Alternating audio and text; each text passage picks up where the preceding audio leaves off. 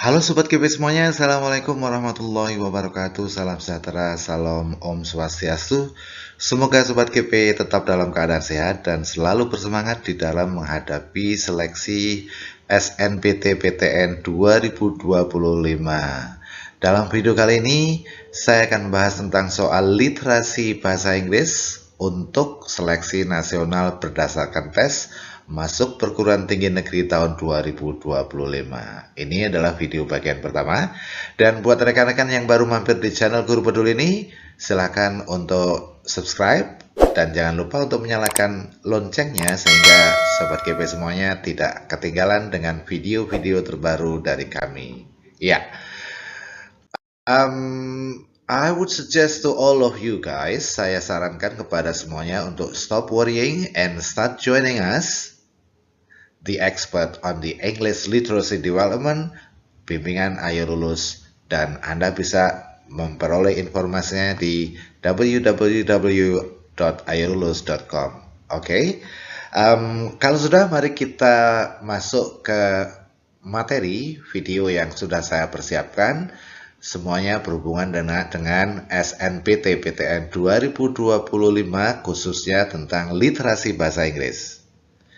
Oke, dan bagi rekan-rekan yang menginginkan untuk mendapatkan bimbingan berkualitas, ya, bimbingan khusus literasi bahasa Inggris, kalian bisa menghubungi kami di WA 085 947268588. Oke, informasinya ada di sana.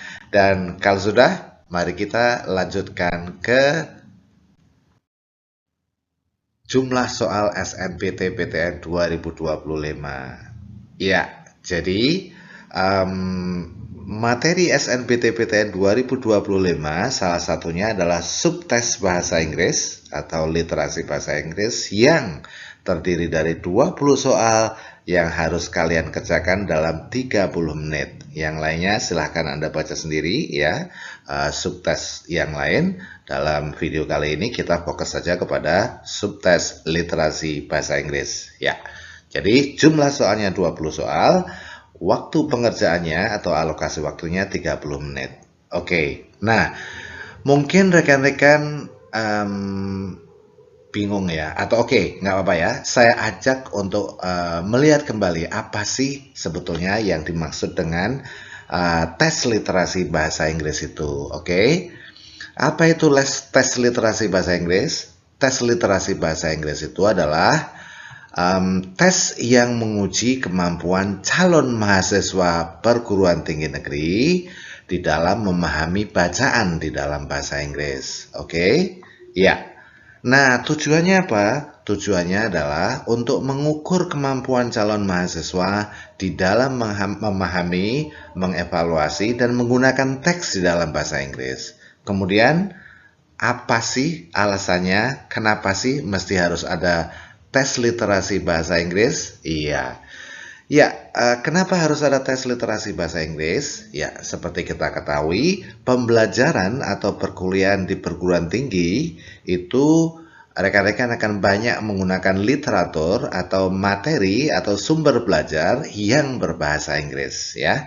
Jadi, oleh karena itu, ada materi tes bahasa Inggris, salah satunya di dalam seleksi nasional berdasarkan tes masuk perguruan tinggi negeri. Oke, lalu bagaimana sih cara meningkatkan kemampuan literasi bahasa Inggris itu? Nah, ini yang paling penting ya. Rekan-rekan semuanya masih punya waktu ya untuk mempersiapkan diri meningkatkan kemampuan literasi bahasa Inggris. Sobat GP semuanya. Oke, ada beberapa saran dari saya, dari kami, Ayo Lulus ya. Yang pertama adalah tingkatkan pengetahuan kosakata dan grammar Anda. Kenapa? Karena kemampuan baca Anda tidak akan terlepas dari kosakata dan grammar. Kalau Anda tidak tahu arti suatu kata, pasti ya tidak paham. Oke, jadi Anda harus memiliki perbendaharaan kosakata yang mumpuni untuk membaca. Oke, ya. Berikutnya adalah tingkatkan keterampilan skimming dan scanning Anda. Skimming itu membaca dengan cepat untuk mendapatkan main idea atau ide pokok dari suatu teks, sementara scanning adalah mencari detail informasi yang ada di dalam sebuah teks. Begitu ya rekan-rekan. Jadi dua keterampilan ini bisa diasah dan bisa ditingkatkan. Tentunya kalau Anda memiliki pengetahuan kosakata dan grammar yang cukup. Oke. Berikutnya, selain memperbanyak kosakata dan pengetahuan grammar Anda, dan juga meningkatkan keterampilan skimming dan scanning Anda juga perlu memperbanyak latihan membaca teks berbahasa Inggris. Ya, kenapa? Karena practice makes perfect, ya. Otak kita itu sama juga dengan otot kita. Semakin sering kita latih, maka akan semakin kuat. Semakin cepat pula refleksnya atau responnya. Iya, jadi ini tadi 3 tips dari kami untuk meningkatkan kemampuan literasi bahasa Inggris. Ada lagi nggak? Ada. Apa itu? Perbanyak latihan menjawab soal reading text. Ya. Selain memperbanyak membaca teks, juga harus memperbanyak latihan menjawab soal reading test. Nah, on top of that, ya, yang paling penting lagi adalah ikuti bimbel di Ayo Lulus, ya. Kenapa? Karena Ayo Lulus and I will help you, and we are the expert on the English literacy development. We can guarantee you pass the test if you join our program. Okay? Yeah. Let's go straight to what I have prepared for you guys. Okay, yeah. In English literacy itu ada beberapa tipe pertanyaan. These are some types of the questions. Tipe yang pertama itu adalah, atau tipe soal yang pertama itu adalah main idea or topic questions, atau soal-soal yang menanyakan tentang main idea atau topik dari suatu passage atau teks, ya. Oke. Nah, bentuk soalnya seperti apa? Nah, ini bentuk soalnya, ya. Ya. Main idea questions atau wording atau kalimat pertanyaan yang biasa digunakan for asking the main idea of a text or of a passage itu adalah berikut ini. Ada what is the topic of the passage, or what's the subject of the passage or paragraph, atau bisa jadi what is the main idea of the passage, ya. Bisa juga what is the author's main point in the passage. Bisa juga what is the author primarily concerned with? Okay, atau with what is the author primarily concerned? Okay, dan juga bisa which of the following would be the best title? These are the questions asking main idea or topic of a passage or a text. Oke, selain itu berikutnya ada soal-soal yang menanyakan tentang stated detail questions. Bentuk soalnya seperti apa? Kita lihat. Ya, stated detail questions biasanya itu menggunakan, karena ini adalah asking for the information yang ada di dalam teks, ya. Jadi biasanya dimulai dengan according to the passage, atau it is stated in the passage that bla bla bla, atau the passage indicates that bla bla bla. Oke, biasanya diikuti dengan WH questions atau kata tanya yang dimulai dengan W and H. Misalnya, according to the passage, who is older? A or B? Examples, ya. Oke, dan seterusnya, dan seterusnya. Untuk lebih jelasnya, nanti di dalam video ini kita akan latihan, ya, dengan tipe-tipe soal yang ada di sini. Oke, tidak akan saya sebutkan semuanya, mungkin 4 atau 5 saja. Ini stated detail questions, biasanya dimulai dengan begini. According to the passage, it is stated in the passage that dan seterusnya. Nah, berikutnya adalah unstated detail questions.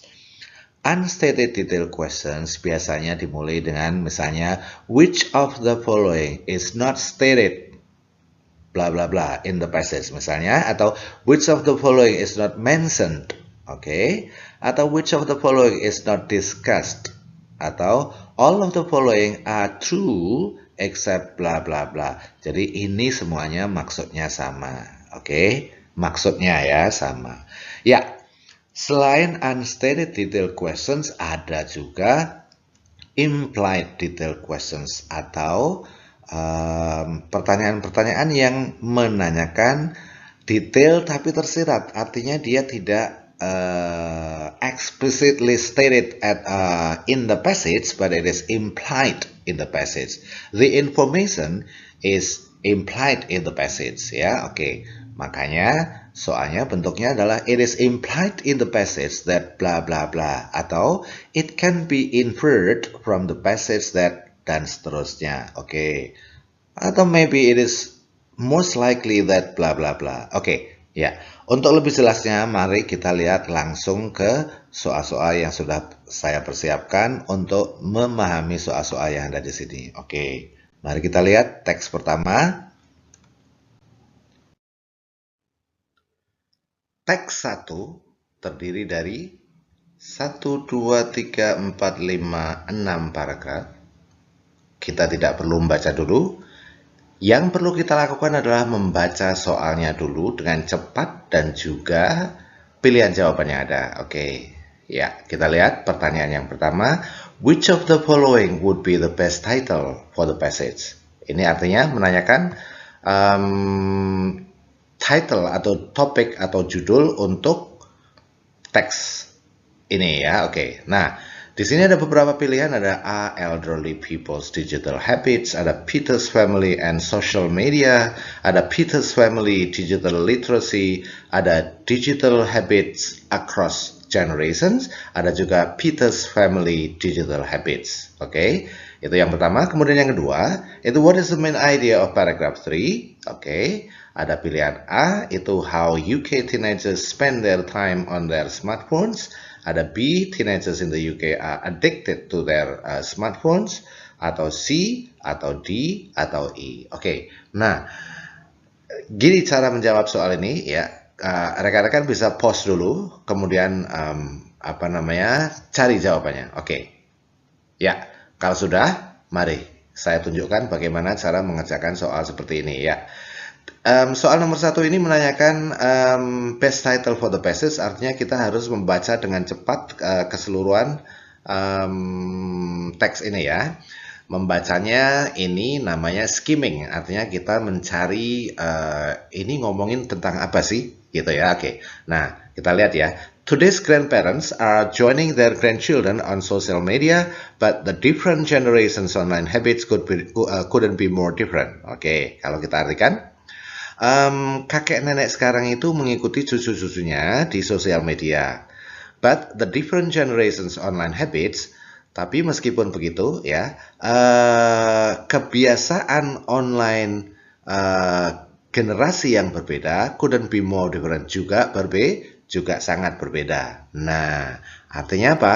Ini ada kata generations, online habit. Oke, mari kita lihat di sini kata yang mendekati, oke, dengan generations online habit. Nah, di sini ada digital habits. Kemudian ada juga across generations. Iya, jadi pilihan yang tepat. Jadi dari kalimat pertama saja kita sudah bisa menyimpulkan bahwasanya the best title for this passage is D, digital habits across generations. Nah, kalau mau membuktikan, kita lihat ya, ini tadi tentang apa? Tentang the different generations online habits couldn't be more different. Artinya apa? Kebiasaan digital beda generasi juga berbeda. Kita lihat di sini paragraf pertama ngomongin tentang siapa? Berbicara tentang Sheila. Sheila, aged 59, says, I joined Facebook, maksudnya to see what my grandparents are doing as my daughter post videos and photos of them. Nah, dari sini kita tahu ya, ini apa namanya, kenapa sih Sheila itu ikut join Facebook ya? Ternyata dia ikut Facebook untuk melihat foto-foto cucu-cucunya yang diposting oleh anaknya gitu ya. Maksudnya Sheila punya anak, dia suka posting apa namanya, foto-foto dan video dari anaknya. Oke, maksudnya cucunya si Sheila. Nah, Sheila itu melihatnya dari situ. Nah, kemudian paragraf ketiga, ironically, Sheila's grandchildren are less likely to use Facebook themselves. Nah, di sini kita juga sudah bisa menjawab soal apa namanya, soal nomor 2 ya. Oke, kita lihat ya. Ironisnya ya, cucu-cucunya si Sheila itu cenderung tidak menggunakan Facebook. Ya, children under 17 in the UK are leaving the site. Anak-anak di bawah usia 17 tahun di UK itu sudah mulai meninggalkan Facebook. Artinya the site ini adalah Facebook tadi ya. Dan jumlah penggunanya dari anak-anak itu hanya 2.2 million users. Oke. Nah, kemudian di sini unlike her grandparents generation. Nah, dari sini tadi kita sudah tahu ya bahwasanya paragraf ketiga kita baca main idea-nya adalah apa? Children in UK atau teenagers in UK start leaving the use of Facebook. Jadi yang mana? Charlie jawabannya ya. Oke, gampang ya rekan-rekan semuanya. Ya. Berikutnya soal nomor 3 dan 4. Nah, kalau ini inference questions ya atau implied detail questions karena dimulai dengan it can be inferred, dapat disimpulkan dari bacaan di atas bahwasanya the biggest user group of Facebook kelompok umur pengguna Facebook yang terbanyak adalah kelompok umur berapa? Apakah teenagers? Bukan ya, karena teenagers hanya berapa? 2.2 million users. Oke. Kemudian apakah peoples over 65 years old? Tidak juga. Kenapa? Dia hanya 2.9 million. Kemudian apakah people of Sheila's age, artinya people aged 55 to 64? Tidak juga. Kenapa? Karena disebutkan di sini bahwasanya the over 55 zoning Facebooks are increasing in numbers. Jumlah orang yang berusia di atas 55 tahun yang mengikuti Facebook meningkat jumlahnya. Meaning, artinya that they will soon be the second biggest user. Nah, di atas 55 sampai 64 itu nanti akan menjadi second biggest users. Berarti bukan yang pertama. Lalu yang pertama itu siapa? Nah, ini bisa disimpulkan ya, disimpulkan. Kenapa? Karena tidak disebutkan di sini secara eksplisit, tapi kita harus bisa menyimpulkan. Ini ya, dari mana kita menyimpulkannya? Kita lihat ya. I joined to see what my grandparents are doing as my daughter. Nah, ini ada my daughter. My daughter ini daughternya siapa? Ini adalah daughternya si Sheila. Daughternya si Sheila ini sering memposting foto dan video. Oke, anak-anaknya daughternya Sheila tadi ya, atau cucunya si Sheila. Artinya apa? Pengguna terbesar itu adalah anaknya Sheila. Ya, oke. Atau orang-orang yang seusia anaknya Sheila. Seusia anaknya Sheila itu generasi siapa? Generasi Peter. Kan ini tadi ada 3 generasi ya. Generasi yang pertama itu adalah grandparents. Generasi yang kedua adalah parents. Generasi yang ketiga adalah grandchildren. Nah, jadi dari keseluruhan teks ini kita bisa menyimpulkan bahwasanya the biggest number who uses the biggest number of users the biggest number atau kelompok umur yang paling banyak menggunakan Facebook itu adalah of people of Peter's age atau orang-orang yang seusia Peter. Kenapa? Karena Peter ini adalah parent, ya, parent, bukan grandparent, bukan grandchildren atau generasi kedua, gitu ya. Oke. Ya. Jadi kesimpulannya adalah jawabannya delta. Oke. Nah, sekarang kita lanjut ke soal nomor 4. It is most likely that the initiator of the new trend for a less digital life are bisa juga diambil kesimpulan bahwasanya inisiator atau penggerak atau kelompok umur yang memulai tren baru. Tren barunya apa? Untuk mengurangi digital life atau kehidupan menggunakan digital, gitu ya. Oke, mengurangi penggunaan digital. Itu siapa? Kelompok siapa? Kita lihat. Nah, kita cari kata trend for a less digital life. Itu ternyata ada di kalimat terakhir. Nah, ini kalimatnya tanya ya, sebetulnya ada tanda tanya di sini. Nah, oke, kita baca. Is it only a matter of time until the generation above and below Peter? Apakah ini hanya sekedar menunggu waktu bahwasanya generasi di atas dan di bawah Peter akan mengejar atau mengikuti gaya hidup yang baru atau tren yang baru, yaitu a less digital life. Tren penggunaan digital life yang dikurangi, begitu ya. Oke. Nah, dari sini Anda tahu siapa kira-kira inisiatornya? Ya, inisiator dari new trend for a less digital life itu adalah Peter's generation. Nah, Peter's generation itu bisa pula disebut dengan people of Peter's age atau orang-orang seusia Peter. Itu jawabannya. Oke ya. Jadi kita ngambil kesimpulannya dari sini. Ini hanya masalah waktu bahwasanya generasi di atas Peter dan di bawah Peter itu akan mengikuti gaya hidup baru atau mengikuti tren baru untuk mengurangi penggunaan digital, gitu ya. Oke, mengenai penggunaan gadget atau digital life. Oke, ya. Jadi itu tadi jawabannya. Sekarang soal berikutnya, nomor 5 dan 6. Nah, kalau ini namanya unstated questions, unstated detail questions. Nah, kita lihat, which of the following is not mentioned as a way Miss Sheila uses social media? Berikut ini yang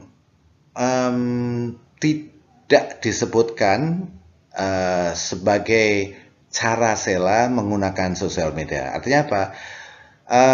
Sheila itu menggunakan sosial media untuk apa sih? Apakah untuk making contact with her old friends? Kita lihat ya. Ya, mana? Oke, ini kita lihat ada di sini ya. Wait, kita lihat mana ada contact friends, make contacts ya, oke. Nah, ini ya, ini ada Sheila on the other hand, sebaliknya Sheila itu has made contact with old friends from school. Dia menghubungi, teman lamanya waktu di sekolah. Teman sekolahnya dulu. Jadi making contact with her old friend benar. Sekarang apakah Sheila menggunakan sending letters and photos to her old friends? Iya. Coba cari, ada nggak? Iya, kayaknya nggak ada ya. Kalau seeing videos and photos of her grandchildren ada. Ini tadi ya. I joined to see what my grandchildren are doing as my daughter posts videos and photos of them. Jadi, seeing videos and photos of her grandchildren benar juga. Using Facebook to arrange meetings, kita lihat di sini ada Iya, oke. We use Facebook to arrange to meet all over the country. Berarti E betul, oke. C betul, D betul. Jadi yang tidak tepat adalah Bravo. Kenapa? Karena tidak ada di dalam teks ini yang menyatakan bahwasanya Sheila send letters and photos to her old friends. Tidak ya. Kalau kita lihat tadi hanya ada kata videos and photos itu hanya ada di sini. Oke? Ya, hanya ada di sini. Nah, itu yang posting bukan Sheila, tapi siapa? Sheila's daughter. Oke, berikutnya soal nomor 6. The phrase, ya, frase setting a good example di bagian akhir paragraf 5, oke. Itu artinya apa? Kita lihat tadi ya. Nah, ini ada kata ini ya, oke. Ini maksudnya, ini ada kata setting a better example to my kid. Itu kira-kira artinya apa? I'm not completely cut off from the world. Saya tidak terputus dari dunia secara total in case of emergency, okay? But the important thing is, tapi yang paling penting adalah I am setting a better example. Saya bisa menjadi contoh yang baik to my kids and spending more quality time with them, dan bisa menghabiskan atau memiliki waktu berkualitas dengan mereka. Jadi kata setting a good examples itu menurut rekan-rekan yang paling tepat artinya apa? Itu adalah acting as a good model. Itu artinya setting a better example itu adalah acting as a good model. Begitu ya rekan-rekan semuanya. Oke, ya. Kalau sudah, mari kita coba lanjut ke berikutnya. Iya. Ini ada teks kedua. Ya, kita lihat teks kedua. Seperti teks yang pertama tadi, kita lihat dulu ke pertanyaannya. What is the main topic of the text? Ya, sama juga. Ini menanyakan tentang judul dari keseluruhan teks. Kemudian, pertanyaan nomor 8. The word integral in line 1, berarti mana? Ini ya. Itu can be best replaced by, nah itu artinya integral itu artinya apa sih, atau bisa digantikan dengan kata apa di sini. Oke, kita lihat ya. Ya, yang pertama adalah what is the main topic of the text. Mari kita baca. Technology is an integral part of our daily lives today. Teknologi itu adalah bagian yang tidak terpisahkan dari kehidupan kita sehari-hari. From smartphones to laptops, mulai dari handphone atau smartphones, laptops, we often rely on technology. Kita sering mengandalkan teknologi to perform various activities, untuk melakukan berbagai kegiatan, including work, communication, entertainment, and more. Oke. Termasuk ya, berbagai aktivitas termasuk apa? Termasuk pekerjaan, komunikasi, hiburan, dan masih banyak lagi yang lainnya. However, meskipun begitu, excessive use of technology, penggunaan teknologi yang berlebihan can have negative impacts on mental health. Bisa memberikan dampak negatif terhadap kesehatan mental. Nah, berarti kemudian ya, ini artinya apa? Penggunaan teknologi yang berlebihan bisa menyebabkan apa? Bisa menyebabkan gangguan mental, gitu ya, memberikan dampak pada gangguan mental. Jadi kita lihat kira-kira apa? Positive impact? No. Negative impact of technology on mental health? Yes. Jadi jawabannya adalah kedua. Bravo. Jelas ya? Nah, sekarang the word integral. What does the word integral mean? Jadi technology is an integral part of our daily life. Adalah bagian yang tidak terpisahkan dari kehidupan kita. Kalau bagian tidak terpisahkan itu artinya apa? Artinya penting. Oke. Nah, dari kata A, B, C, D, E ini yang artinya penting itu adalah essential. Oke. Ini unimportant itu lawan kata dari integral. Optional itu kan boleh ya, boleh tidak. Sementara kalau integral itu nggak boleh. Misalnya ya, roda itu adalah bagian integral dari mobil. Ya, kalau rodanya nggak ada, berarti mobilnya nggak bisa jalan. Itu artinya penting atau essential. Gitu ya, sobat GB semuanya. Oke, mari kita langsung masuk ke soal nomor 9 dan 10.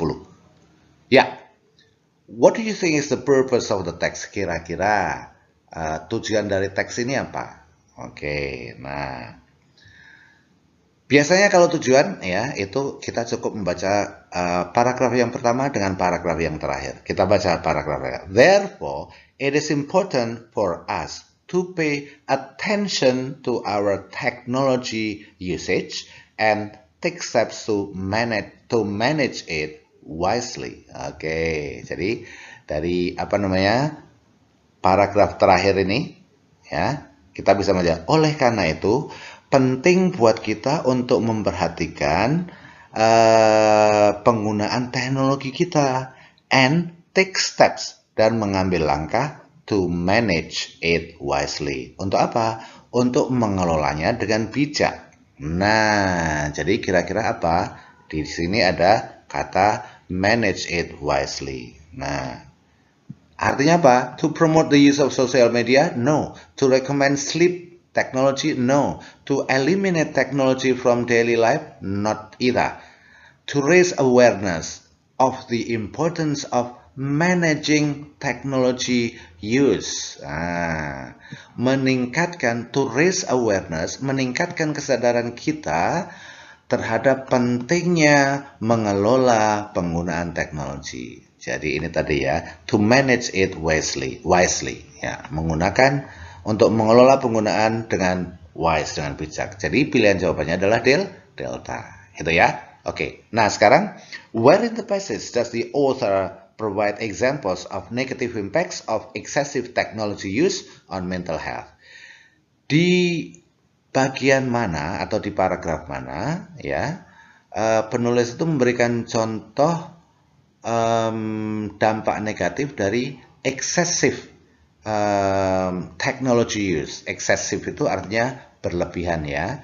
Penggunaan teknologi yang berlebihan. Kita lihat. Tadi tidak yang pertama. Yang kedua, firstly, continuous exposure to gadget screens can lead to sleep disturbance. Nah, yang pertama, exposure terus-menerus terhadap layar gadget itu bisa menyebabkan gangguan tidur. Oke, jadi ini masih tentang exposure, belum tentang apa? Excessive. Kita cari kata excessive.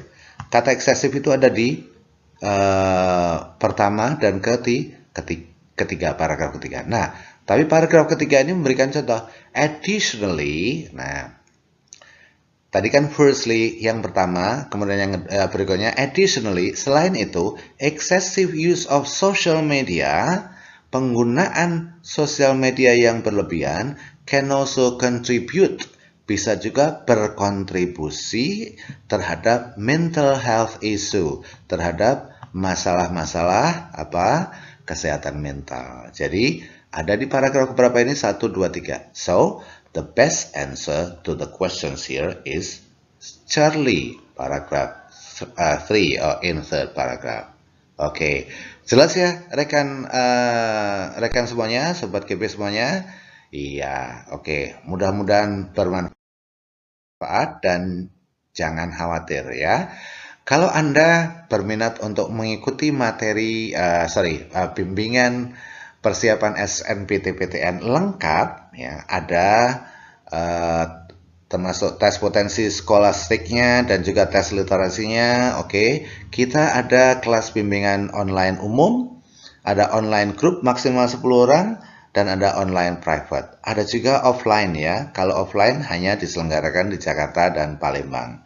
Biaya dan informasi silahkan hubungin di WA ini ya, 0859 4726 8588. Ini kalau kalian ingin mempersiapkan diri dan yakin, oke, bergaransi lulus bila perlu, oke ya.